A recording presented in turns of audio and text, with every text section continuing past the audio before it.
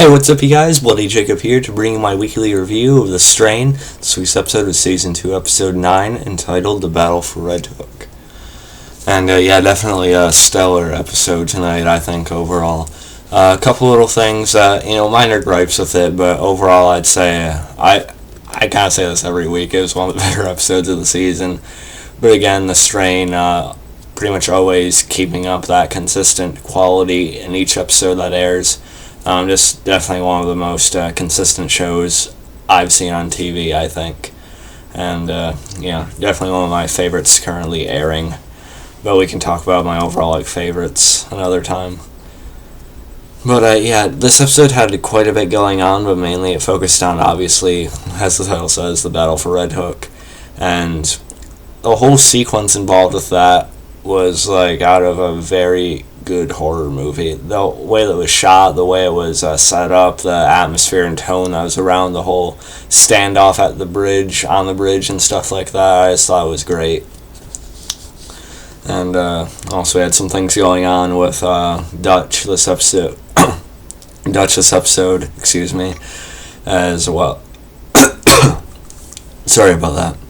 But as well as, her former girlfriend still kind of, we currently have that love triangle with, Dutch, Fet, and whoever that girl is, I forget her name right now. We had that going on, and also we had Eph and Setrakian have a confrontation with Eichorst, which I actually didn't expect to see this episode. And one gripe with that I have is I really think Eichorst is a great villain, okay? Richard Sammel does a great job in the role. And I feel like once he is eventually killed, I definitely hope Setrakian's the one to do it. I just think that would really bring it all full circle and stuff like that. And the way they teased it this episode, I kind of get, because it's only season 2. They don't need to kill off pretty much the secondary main antagonist right now. But the way they keep on teasing it, just having Eichorst narrowly escape, time and time again, it's getting a little bit irritating that we don't see, finality, one way or the other. I was even a little bit worried about Setrakian here, because, I haven't read the books, but, I can't see, it's kind of getting more and more difficult for me to see, every main character making it to the final season. Even though I think Abraham will have a lasting presence on the show, and in some capacity. He's definitely one of the characters that made it what it is and things like that. He's definitely the character with the most background in history. Minus Quinlan or something. But, we've seen more of Setrakian's story in depth, and, so he's really our look into everything that the show is. So I definitely see him being around for a while. But this, even though we didn't really have any deaths this episode, this episode definitely gave that feeling that it was possible. It definitely had that intensity of maybe our characters aren't safe right now. Even Fat had a close call this episode too. And, he's fine, but, again, I like that sense of, insecurity and things like that. A sense of maybe they all won't make it out, like I said, But, and, I'm going to jump around. I jump around in most of my reviews, to be honest. So I do apologize ahead of time that I, don't really go, in a specific order. But, this episode was pretty straightforward, though. Like I said, I mainly focused on what was going on with Red Hook. And it didn't really have, any other little subplots or anything, which is a good thing, It didn't have, any little, jump scenes. All of a sudden we're seeing the battle on the bridge and everything, all of a sudden it jumps Palmer and Coco or something like that. We didn't see anything like that, which is a good thing, I'd say. So I was kind of happy about that. And definitely, I think I said this about, I think it was the episode that, really focused on Mr. Quinlan. I think that was episode 7. And I was saying that felt like a mid-season finale, and this one definitely felt like that caliber as well, or at least it definitely feels like it's leading up to the season finale right now. That even wouldn't have been a bad finale, to be honest. For a season anyway. But if it was a season, excuse me again. If it was a season finale, though, I would have liked to have seen Quinlan and the Master and things like that, though, which I'm assuming we will. But it just hit me tonight. We only have, let's see, episode 10, 11, 12, 13. Yes, I can count. We only have 4 episodes left of the season already. And that's just, I didn't realize that, The season's gone by a lot faster than it's felt, It feels like it's been on for a good while, but at the same time, we're 9 out of 13, more than halfway through at this point, so, that's going to be a whole another year without the show again, which is really going to suck. But I've definitely been enjoying it. And, it's been almost 6 minutes now, so why don't I actually start talking about the episodes specifically, huh? And, like I said, F still has that rifle with him. And, it looks like in the previews for next week's episode, we're going to be seeing, actual assassination attempt on Palmer. We'll see how well that goes. It looks like it might actually hit Coco or something like that. I don't know. Because based on tonight, F isn't exactly the greatest shot. I don't know, maybe he should have Fet being the one trying to, fire or something like that. I don't know, because based on tonight how F fired at Eichorst, it's a little bit sketchy. I don't know if you really want F to be the one, you're investing in that thing with, but we'll see. And one of my favorite scenes of tonight's episode had to be as Kelly tried to get Zach again, and that was when, F and Setrakian had gone off and he had left Zach with Nora and Fet, which I kind of debated if that was really a good move on F's part again. Because you kind of want the son to stay with the father, and really, where Fet and Nora stayed was kind of more in the thick of things, what was going on with Red Hook. They were in that main facility where the power was shut down and stuff, of course, obviously trying to turn it back on. And, whereas Abraham and F were kind of in that, quieter part of the town, still very eerie, still very creepy and, dangerous, but yet a little bit more manageable, a little bit more controlled, it appeared anyway. So, yeah, Zach probably should have stayed with F and Setrakian, but we did get a great scene out of it. We actually got a kind of like a one-on-one back and forth with Kelly and Fet, which I liked a lot. I actually was a little bit worried about Fet here. I don't think he'd be killed off this soon, but, I was a bit worried when, Kelly tackled him and stuff like that, but I did like that Fet was able to get, a few shots on her and stuff like that.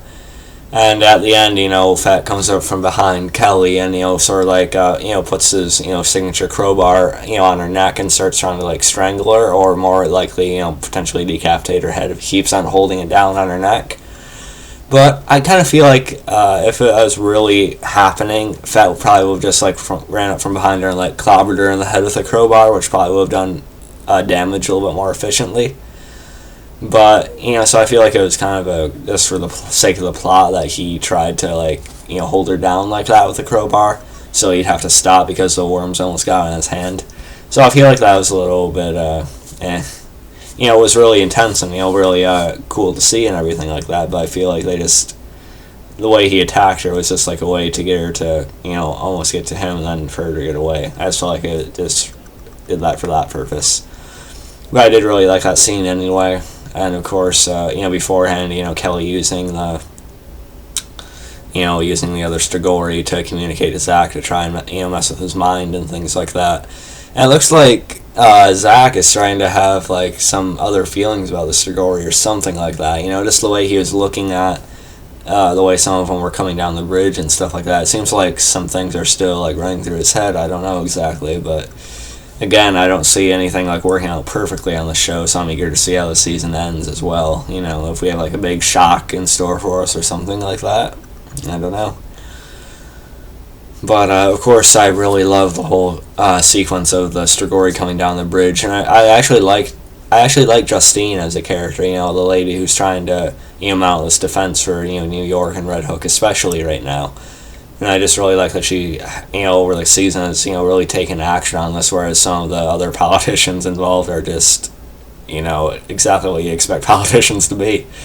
And so I really like that, she's actually taking action. She got in there herself, fired off some rounds, probably killed a few Strigoi at least. And so I really like the actress playing her too. I think she does a good job. I just wonder, I've said before, I don't really think she's going to make it out of season 2. I'd be kind of surprised if she did. But, I could see her being a season 2, maybe season 3 type of character. I'm not so sure about that though. But for now, it's kind of cool to see. But I'm sure, that last bit of main government defense will be brought down on the show eventually, as it gets further into it. So it's still cool to see for now. Because eventually I do know that it is going to turn into a more of a complete vampire takeover, and they're eventually going to get the upper hand on the humans' defense. But that should be really, really awesome when we finally see that, though. Awesome and terrible at the same time, you know what I mean? So I really like that, too. And, of course, Dutch in this episode is, she had a bit of focus on, too. She was kind of going back and forth with her former girlfriend, and, they're kind of pointing out each other's, issues, and as Dutch said, she specializes in self-destructive and toxic relationships. And even when they're, really, saying some very awful things to each other, back and forth, she ends up kissing her and having sex and sleeping together again. So, yeah, I can really see, she was honest about, her just being, completely self-destructive and just, doing things she probably shouldn't at the wrong time. But, so there's that. And even right before that, she supposedly admitted she had, she loved Fet.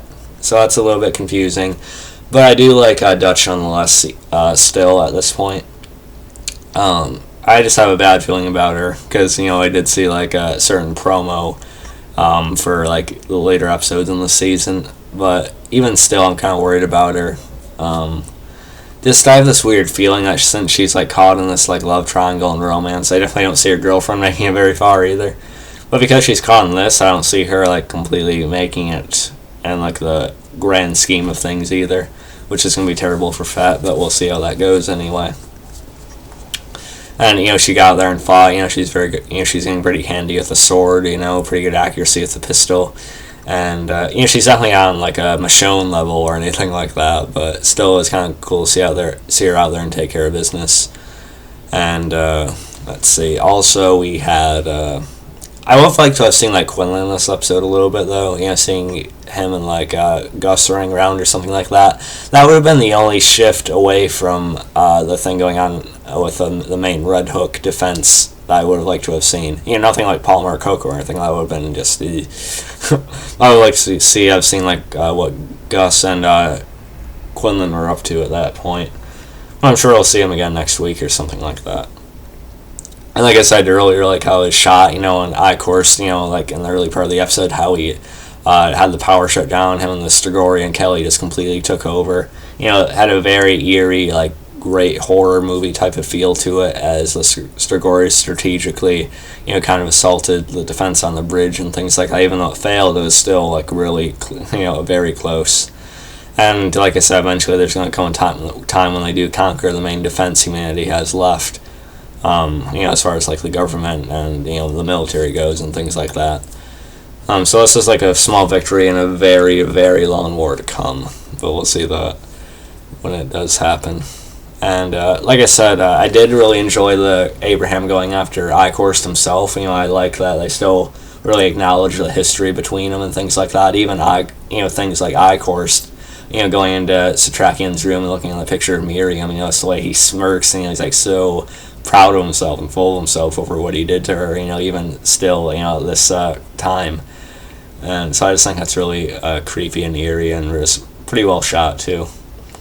And then, of course, Abraham luring him outside, for a good weather to shoot him. But again, a reason why I don't want good weather trying to be the one to assassinate Palmer is because of his sharpshooting here.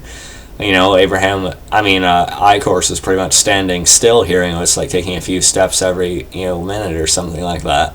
It's still, walking pretty slowly, and somehow Ephraim still misses. That first shot, I didn't see Eichorst, move or dodge it or anything. It looked like Eph literally just missed.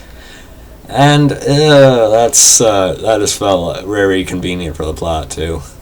But again, I like the whole, quick scuffle him and, Setrakian and Eichorst had. Of course, he has pushed Setrakian aside because he really wants to save her and take in the moment where he finally drains Setrakian.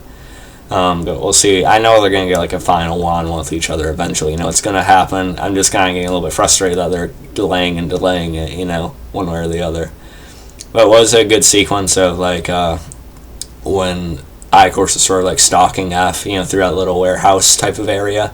How he like he's like picked up on some of the feelings Kelly is having over Zach, and like her anguish as through their previous marriage and things like that.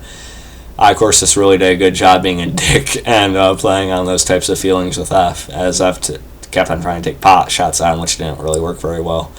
Eichorst dodged the rest of that initial shot where Eph just completely misbugged me, like I said, but so I did like that too. And again, the only thing I didn't like about it was that very obvious miss by Eph, and also the fact that once again Eichorst makes like a daring escape again. Like back in season 1, he jumped and clung to the train to get away, and this time he looked around and just completely jumped off the roof and kept on running. And again, I get why they're delaying it for like a bigger episode later on, but again, it's getting a bit, I'm not mad about it. I'm not upset about it. I'm not really like chalking it up as like a big negative on the show. It's not like to the point of being like too dragged out yet, but I'm getting to that point where I just want to see it, And that could just be because I'm such a big fan of the show. I want to see what's actually going to happen. So it's not really a complaint yet, so, don't get too concerned about that. And I did like the whole sequence of, Justine going through the city and, like, rallying this civilians and things like that. I thought she did a good job with that little, rallying speech. And also the sequence of, when daylight finally came out and they turned the UV, when Nora and Fet turned the UV rays back on, and they came out, as daylight reuniting with Dutch and stuff like that. And, Fet giving, being a big enough man to give her girlfriend some credit, for, helping out Dutch and things like that. And so, yeah, I know there's some things I probably missed about the episode, but like I said, it was a bit straightforward, but still definitely a stellar episode from this season. And I can definitely tell they're building towards the finale again, only 4 episodes left. I can't believe it's already almost over. And yeah, so if there's anything I forgot to mention or you want me to elaborate on or discuss, feel free to leave a comment below. As always, I'd love to discuss with you guys. You can have me on Facebook, follow me on Twitter, Movie Pilot, look for me on SpoiledBed.com. I'll catch you guys next time, and peace.